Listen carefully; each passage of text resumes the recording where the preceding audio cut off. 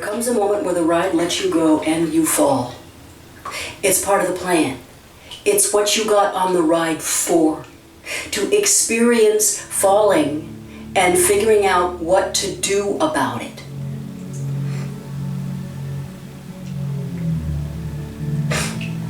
And because all of our teachings and all of our training and all the old ways are about how to climb up to the top of the mountain, we experience this falling as a terrible, terrible thing because we've lost our footing, we've lost our grip, we don't know what to do anymore, and we're out of control. Something else has got us. This gravity thing has got us.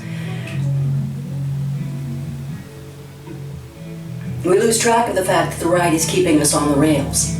And that all of this is planned because we are so consumed by the experience of falling.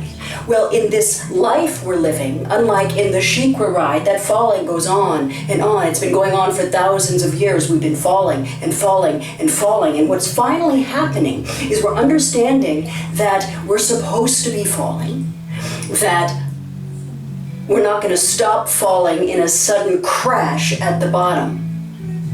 This is what we do now.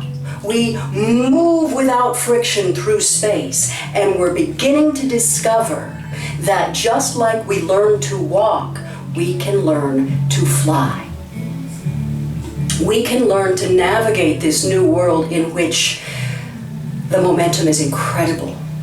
We can learn to raise up our metaphorical wings and direct our movement through space, because we're not going to stop falling. Our forward momentum is going to continue, and now it's up to us to steer. Where's Harley?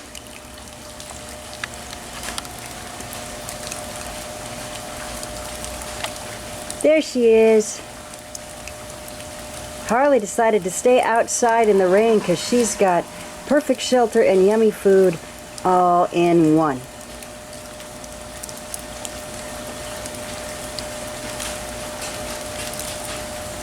I love to watch her do the prairie dog thing.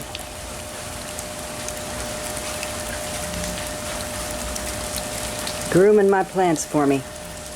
Thanks, Harley. One thing has ended and another has begun. The climb up the hill has ended. The shock of realizing that we are falling can end.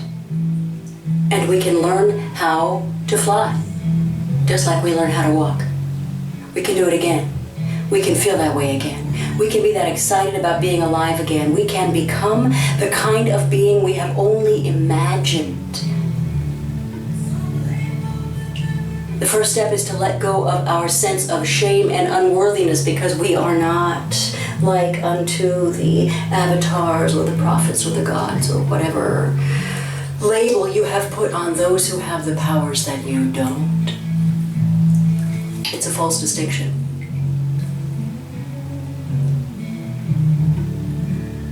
I'm physically learning how to walk again because I've done it wrong my whole life. And the small mistakes that I made, the mistakes that were imposed upon me because my great big man feet were pushed into lady shoes, I can now undo. Now, in order to really undo those mistakes, I'm having to face the fact that somewhere in the design process, I got man feet. I'm a dude from my knees down. I don't know what that's about. Fortunately, it's not a crotch thing. I don't have to deal with that. But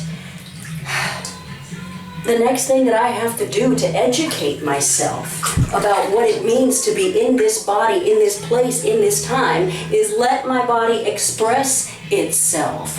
Find out what's going on here. I did that with the land I'm living on.